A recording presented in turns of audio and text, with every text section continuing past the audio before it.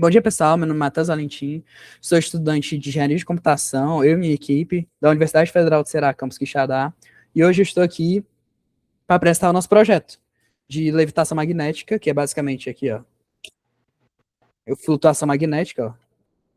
Hoje a gente vai explicar esse projeto e, além dessa gravação, a gente vai ter todo o artigo explicando ele completinho, mais organizadamente.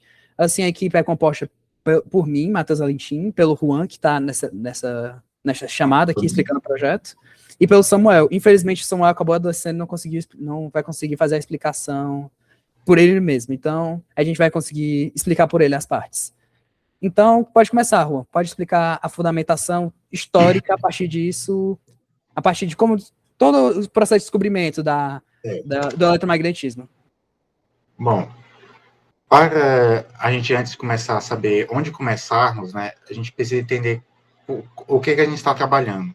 No século XIX, pessoas acreditavam que o conhecimento sobre a eletricidade e a magnetismo eram ramos completamente separados.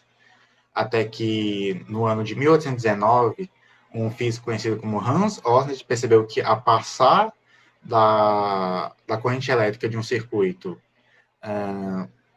próximo de uma bússola, percebeu que aquele circuito influenciava a direção dessa bússola, sendo o campo magnético sendo induzido dessa bússola com a corrente. E quando ele desligava, a bússola retornava ao estado normal. Onde esse experimento provou que a corrente elétrica pode gerar campo magnético, e essa pesquisa, esse estudo, foi unificado mais tarde por cientistas conhecidos como Ampère, o Faraday e o Maxwell para conservação. E da matemática por trás desse estudo foi do próprio Maxwell, que ele definiu com 4 equações fundamentais, sendo elas a lei de Gauss elétrica, onde ela considera que as cargas elétricas são fontes que criam o campo elétrico, as leis de Gauss magnéticas, elas não existem monopólios magnéticos, ou seja, todo ímã existe um polo norte e um polo sul. E temos a lei de Faraday, conhecida principalmente, que é onde um campo magnético que muda com o tempo consegue gerar uma tensão elétrica. Onde, no nosso projeto, a gente usa isso para ligar e desligar a bombina que está sendo utilizada para gerar o campo magnético. E já na lei de Ampère, onde as correntes elétricas criam campos magnéticos. Aí, sobre a principal, que é a lei de Ampère, a gente entende que, ao gerar, para a gente conseguir fazer o equilíbrio, a gente precisa converter essa energia da corrente e passar para o campo magnético, onde o fluxo magnético viaja para essa área, e dessa área influencia o aro que a gente está usando de experimento. Mas agora que a gente sabe como funciona aplicando essa energia com o campo magnético, a gente também pode apresentar essa energia como força.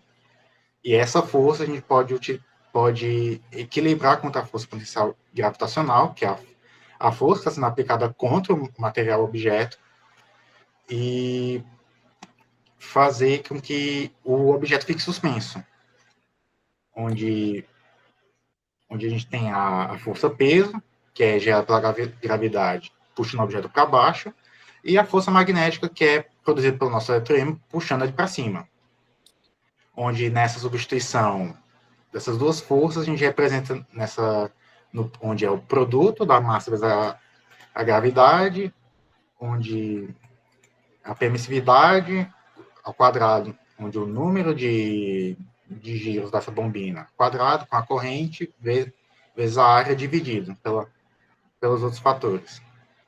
Essa é a nossa condição teórica para a sustentação, onde a gente percebe que qualquer variação da corrente elétrica na variável I maiúscula e no número de espiras influencia. Por isso que o controle preciso sobre essa energia é importante para manter o flutuador estável. Porém, a gente é a parte teórica disso. A parte prática é que temos muitos fatores, como a proporção do peso, do aro. Então, não temos a estabilidade 100% garantida. Então, galera, agora eu vou explicar a minha parte, né? Que tinha assim. Depois dessa consideração da parte teórica que o Juan explicou, agora eu vou explicar a parte física. A parte física não, que tudo isso é física. Agora eu vou explicar a parte mais mão na massa do levitador magnético.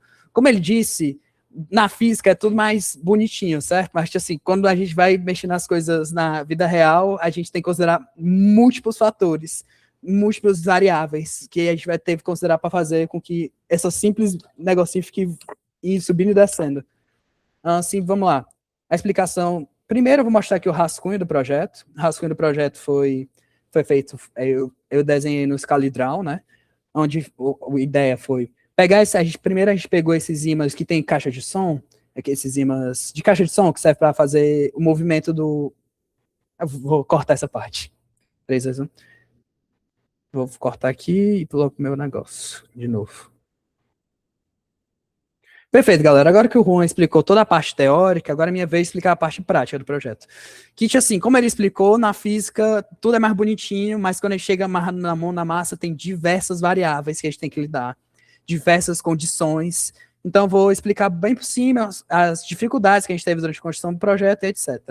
Para começar o projeto, a gente fez o desenho no ScaliDraw, que é basicamente a gente fez uma base de como ia ser. Primeiro a gente pegou esses imãzinhos de caixa de som, esses imãs que são conhecidos como imãs toroidais, também conhecidos como imãs anéis, porque é autoexplicativo, né? Esses imãs têm um formato de anel. Ó, o campo magnético, o gerado, fica fazendo esse ciclo em volta do anel, certo? Assim, quando criamos uma bobina, a gente fez uma bobina exato, assim, umas 50 voltas criando essa bobina aqui, ó. Essa bobina foi feita mais ou menos com 50 voltas de fio de cobre esmaltado. Assim, quando passamos de energia elétrica por ele, como o Juan deu o exemplo da correlação entre energia elétrica e magnetismo, ó, quando passamos corrente elétrica nessa bobina, ela gira um eletroímã. Depois que ela vira um eletroímã, começa a gerar campo magnético, atuando como um ímã. Ou seja, a gente pegou ela e colocou em sentido oposto e fazendo criar essa repulsão, como mostrando no exemplo aqui, ó. E outro detalhe importante é que o eletroímã, como utilizar na regra da mão direita, como explicar pelo Juan, ele, dependendo do sentido da corrente, o campo magnético vai variar. Ou seja, a corrente está assim, fica assim. Se a corrente estivesse aqui, ia ficar no sentido oposto, como mostrado no exemplo do ímã. Ó, a corrente está nesse sentido, mas se a gente inverter, ele puxa. Aí se a gente colocar normal, ele levanta, ele faz o... É como se as duas forças estivessem assim, se empurrando. Deu para entender? Assim, perfeito. Assim, os materiais utilizados foram bobina de cobre esmaltado, o ímã toroidal permanente, ele está de alto-falantes, uma fonte de alimentação contínua, mais especificamente de 12 volts, fios para conexão, estrutura de suporte para fixação da bobina, que basicamente essa estrutura de suporte serve basicamente para a bobina não acabar indo para os lados, que senão ia perder a graça, né? Ela ia subir e ia acabar tendendo para um lado. E aqui serve é um apoio, estrutura de fixação. Agora eu vou mostrar os vídeos aqui do funcionamento dele. Tá aqui. Dá play no vídeo. Como consegue ver, ó, quando passa a corrente, faz os campos ficarem se repelindo, fazendo a bobina flutuar. Certo? Essa bobina flutuando. Certo, ok. Assim, outro tópico que foi visto durante esse projeto foi que, assim, quanto maior a corrente que passa, mais força o campo tem e maior o campo magnético. Ou seja, a gente colocou com a fonte mais fraquinha, de 9 volts. Vocês conseguem ver que, ó, ela fica quase não flutua, certo? Mas, certo, Matheus, se na ideal, que foi 12 pelos testes de vocês, 12 é o ideal, ficou um negócio legal. E se a gente botar 24 nessa bicha? Olha o que vai acontecer com a fonte. Isso é um efeito muito interessante. Ó. Eu vou aumentar a voltagem da fonte. Certo? Valor inicial. Se vou aumentar mais uma vez. Ó, já começa a ter um desequilíbrio. Assim, quando eu vou aumentando, começa a ter um desequilíbrio. Um desequilíbrio total da bobina. Assim, quando eu vou voltando, olha. vai melhorando um pouquinho, vai desestabilizando, melhorou, quando chegou perto de 12, estabilizou. Certo? Esse comportamento ocorreu porque o aumento da tensão provocou o aumento da corrente consumida pela bobina, certo? Quando aumentou a corrente pela bobina, quando aumentou a corrente pela bobina, a fonte não suportou essa corrente aumentada, ou seja, que tipo, vamos lá. Quando a corrente aumentou da fonte, certo? A existência, basicamente, dessa bobina é constante, certo? Quando a corrente aumentou, ele voltou com a corrente maior. Quando ele voltou com a corrente maior, a fonte meio que se autoprotegeu e se desligou. Quando a fonte se desligou, ela ligou de novo. Assim, ele viu que a corrente estava sendo maior, então ela se desligou de novo. Tudo isso por causa que a resistência fica sendo constante. Isso é uma ótima variável para complementar o projeto. Assim, vamos voltar aqui aqui. Montagem do circuito, já foi explicado, funcionamentos e testes. Resultados e decisões. Assim, a partir dessa análise, a gente conseguiu demonstrar fisicamente a correlação direta que temos entre a eletricidade e o magnetismo. Ou seja, mostrando que quando passamos um campo... vou voltar para o exemplo do Juan aqui. Ó. Foi no começo. A partir desse primeiro exemplo aqui, a gente consegue ver que, tipo, a correlação direta que temos entre a eletricidade e o magnetismo. Quando passa a corrente nesse sentido, assim, o ímã está nesse sentido aqui. Ele está empurrando para cima, por causa da regra aqui. O campo magnético está para cima, assim, esse está para baixo. Os dois se repelem. Correlação direta, notoriamente tem uma correlação dos ímã empurrando a bobina para cima e para baixo. Assim, a gente fez uns cálculos, como o Juan também explicou, da forma teórica, que tipo, a gente vai ter que achar o momento ideal, a força ideal, de tipo, entre o suficiente para superar a força da gravidade, que é dado pelo peso. Ou seja, a gente dependendo da voltagem, nem ia subir. Se fosse uma voltagem menor que isso, do vídeo 2, ela quase não conseguiu superar. Não, esse é o vídeo errado. Esse é o vídeo 3. Pronto. Se fosse quando a voltagem é muito pequena, a força-peso não consegue passar tanto. Mas, porém, quando a voltagem é maior, consegue, o ideal.